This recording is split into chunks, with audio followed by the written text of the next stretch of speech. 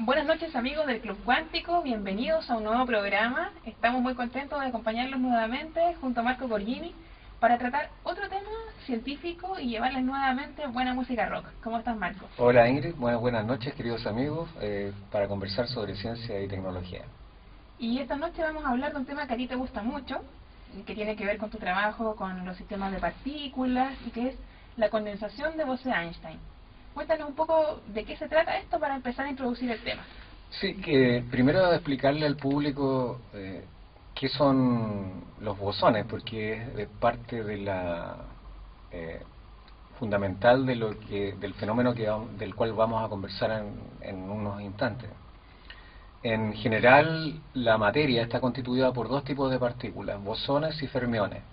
Los fermiones están reglados por el principio de exclusión de Pauli. Son un tipo de partículas. Ustedes saben que en mecánica cuántica, ya lo hemos conversado en muchos programas, las partículas están asociadas a estados que pertenecen a un espacio abstracto matemático que se llama espacio de Hilbert y que representan en el fondo funciones de onda. Entonces, en el caso de los electrones, el principio de exclusión de Pauli dice que en un estado no puede haber más que un electrón, o hay uno o no hay ninguno.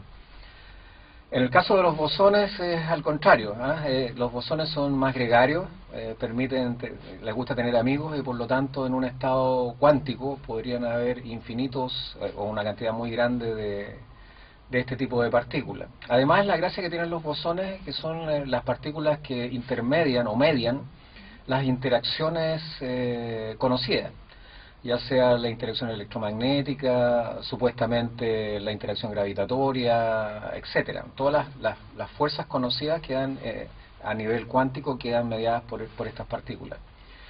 Y como te dije antes, una de las gracias que tienen es que en un estado cuántico pueden haber cuantas tú desees. Por lo tanto, el fenómeno al cual nos vamos a referir y que tiene que ver con la condensación bosónica tiene que ver con eso. La primera aparición de los bosones en la escena pública es cuando en el año 25 un físico indio, Bose, escribe un artículo que tiene que ver precisamente con fotones, en donde aparecen estos elementos. No aparecen bajo ese nombre, por supuesto, porque se le va a poner ese nombre después en honor a él.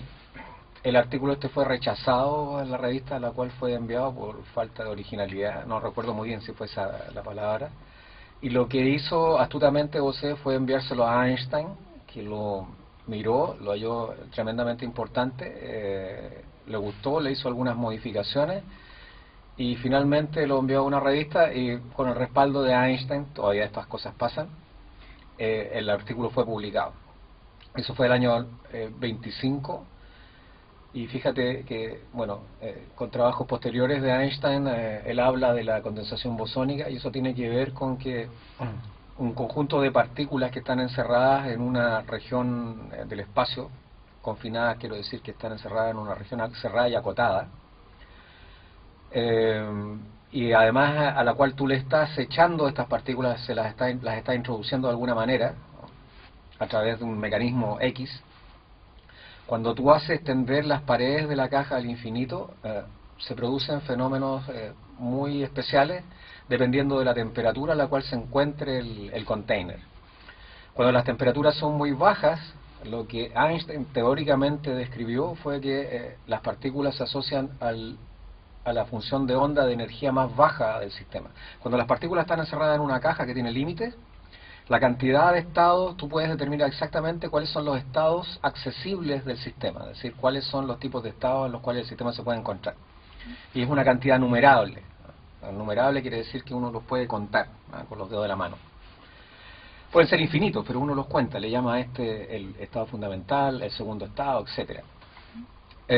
Y uno de los resultados que sale de sus investigaciones es que bajo temperaturas, que a temperaturas muy bajas, una gran cantidad de esas partículas, comparado a esta cantidad con el volumen de la caja, quedan asociadas al mismo estado, y ese es el estado fundamental, o sea, el de mínima energía.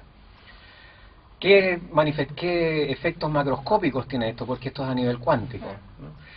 Cuando la temperatura se baja y las partículas están asociadas a ese estado fundamental, lo que sucede es que eso tiene manifestaciones macroscópicas. O sea, esto se ve como si fuera una gran partícula asociada a la misma función de onda y además produce efectos cuánticos desde el punto de vista macroscópico. O sea, hay efectos que son paradojales que eventualmente no se ven en la naturaleza en forma cotidiana. Por ejemplo, la superfluidez del helio, etcétera. Hay muchos fenómenos asociados a la condensación.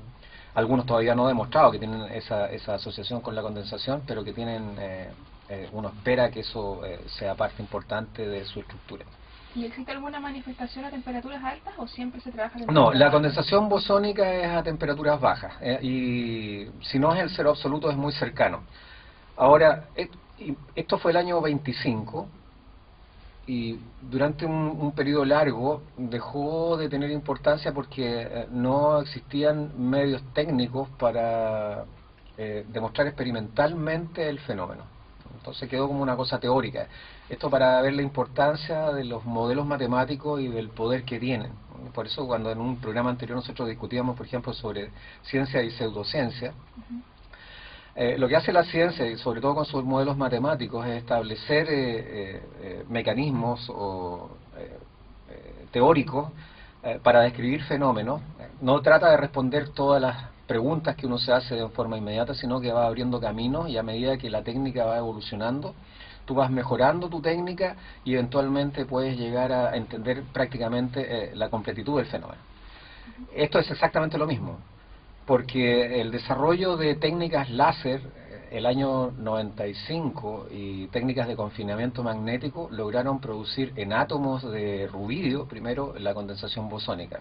Esto va a redundar finalmente que los investigadores que lo hacen, eso fue un tremendo golpe, es un respaldo además para los modelos matemáticos.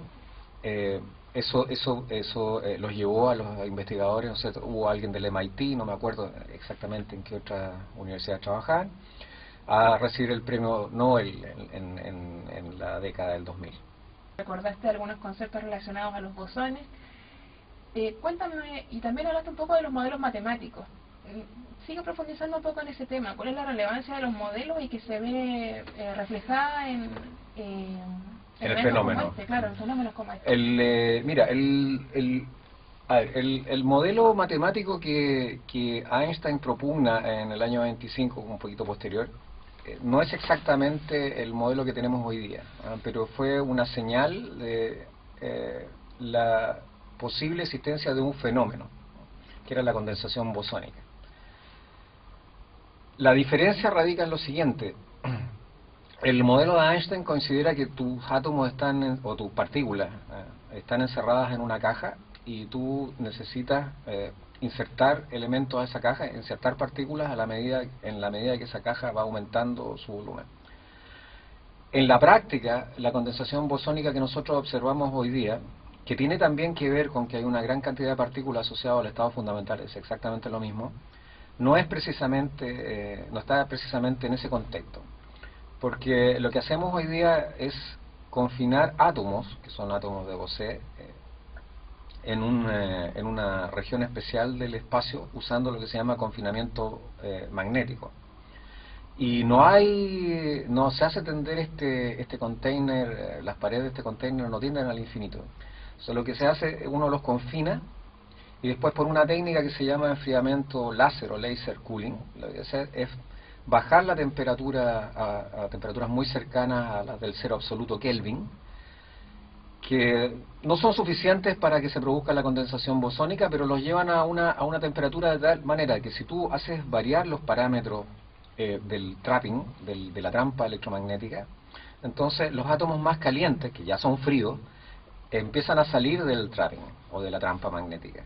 Y por lo tanto sigue bajando la temperatura, hasta que llegan a una temperatura muy cercana al cero absoluto, billonésimas de grado del cero absoluto, en donde efectivamente se observó este fenómeno con manifestaciones macroscópicas. De hecho, tú podrías tener dos tipos de átomos diferentes encerrados en un trapping que interactúan entre ellos como si fuera una gran partícula, cada uno es una gran partícula. Y siendo partículas ya prácticamente macroscópicas en el sentido atómico, interactúan entre ellas como si fueran ondas. Eso es tremendamente interesante.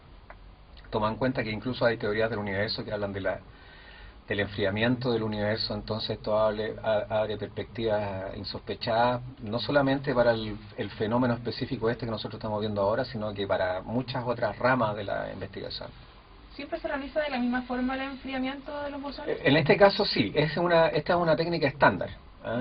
Ahora, hay muchos elementos, hay muchos tipos de átomos que han manifestado la condensación. Está el sodio, hay átomos de sodio, el rubidio, que ya te lo mencioné.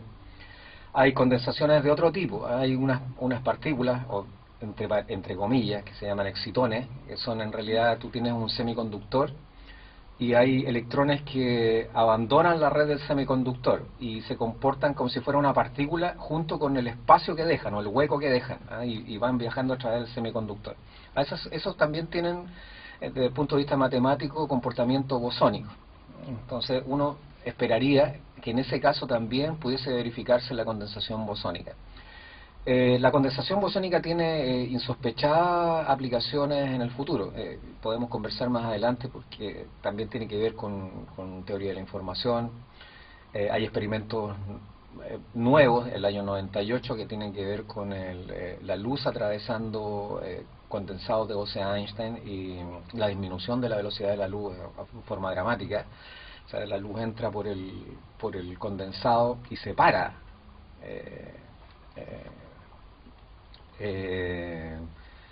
Por unos instantes, ¿no es cierto? Y tú la ves salir después a la velocidad que tiene la luz, que son 300.000 kilómetros por segundo.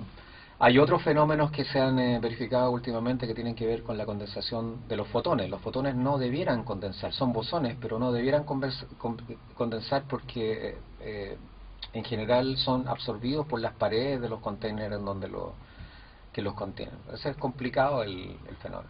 Y en materia de tecnologías de la información, como nos comentaba.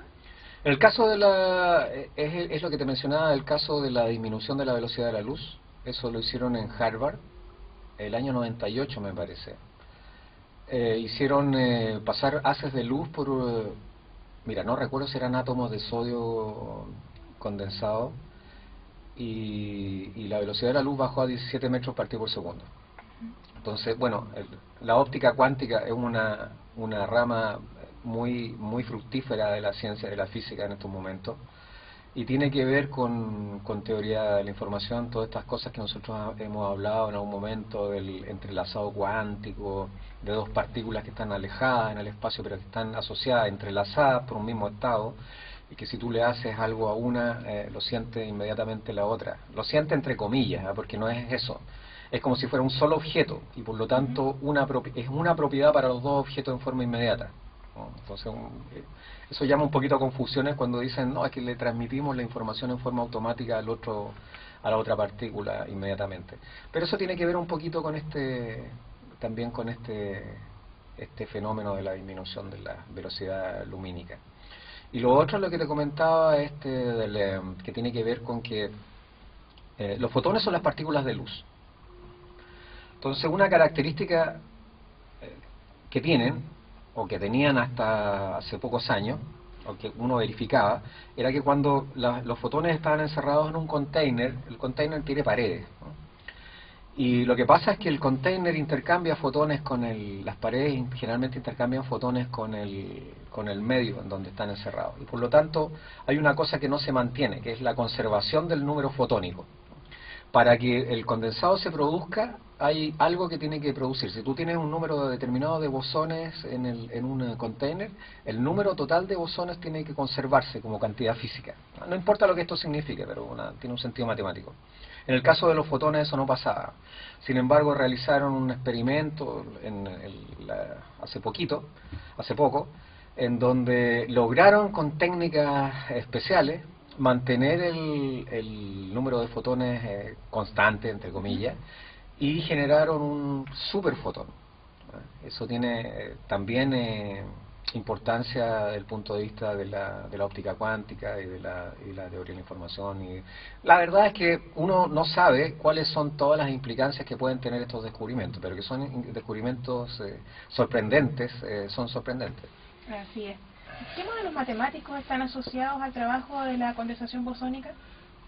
Cuando uno quiere estudiar el problema desde el punto de vista de la temperatura, lo que uno usa es mecánica estadística, o sea, mecánica de sistemas grandes de partículas. Y matemáticamente uno tiene que usar una estructura matemática que se llama teoría de semigrupos. Eso en el caso de sistemas que están en el equilibrio, es decir, uno supone que la evolución del sistema depende solamente de la temperatura. Pero podría estudiarse también el sistema en términos del tiempo, es decir, la evolución dinámica del condensado tomando en cuenta la variación temporal que tenga el sistema. Y para eso uno lo que usa es teoría de grupos. Esas son las diferencias, sin saber exactamente, al público yo creo que no le interesa, saber exactamente qué es lo que es eso, pero son dos visiones diferentes, pero complementarias de una manera de abordar el fenómeno. La teoría de sistema en el equilibrio, que es generalmente lo que yo hago, yo no trabajo en evoluciones temporales, sino que en sistemas dependientes de la temperatura y en equilibrio, usa variadas técnicas matemáticas. Uno trata de aproximar los sistemas que tiene, porque son sistemas cuánticos, donde la matemática es muy complicada, a sistemas que son más simples desde el punto de vista de la resolución del problema. Entonces, ocupa mucho de teoría de probabilidades, trata de asimilar las cosas que sean resolubles. Entonces, ocupa mucho de teoría de probabilidades y de otra área matemática que se llama la teoría de operadores. Y trata de reducir el problema lo máximo posible de tal manera que la herramienta sea lo suficientemente poderosa como para darte respuesta respecto del fenómeno, pero sea lo suficientemente manejable para que tú puedas obtener esa respuesta. Esa es una condición sine qua non del background matemático que tú tienes que tener para resolver este tipo de problemas. Ese es más o menos en el caso mío particular, ¿no es cierto? Nosotros ocupamos una cosa que se llama métodos hamiltonianos aproximativos. Los hamiltonianos son los operadores, las funciones matemáticas que representan la energía del sistema. Y otra herramienta también usada que viene del análisis estocástico y las probabilidades, que es los métodos de grandes desvíos, ¿no? Pero son nombres nomás. Lo que quiero decir con esto es que sin instrumentos matemáticos es imposible abordar este tipo de fenómenos. O sea, uno tiene que tener una estructura matemática que le permita describirlos, que permita acceder al fenómeno en sí. Perfecto. Marco, ya estamos llegando al final del programa de hoy. Muchas gracias por todos los comentarios que nos has traído, este tema tan interesante y que está tan asociado a tu trabajo también. ¿Estamos cerrando el programa de hoy? Sí. Marco, ¿quieres despedir de los auditores? Espero que les haya gustado el tema. Tendremos nuevos temas. Yo quiero decir que seguramente en agosto vamos a hablar de entrelazamiento cuántico a propósito de la mecánica cuántica con un especialista que viene al Congreso de Matemáticas de la zona norte que se va a realizar en la Universidad de La Serena. Y por lo tanto quedan todos cordialmente invitados a conocer de estas misteriosas perturbaciones y fenómenos cuánticos. Muchas gracias. Bueno amigos, un gusto estar con ustedes nuevamente. Los esperamos en 15 días más.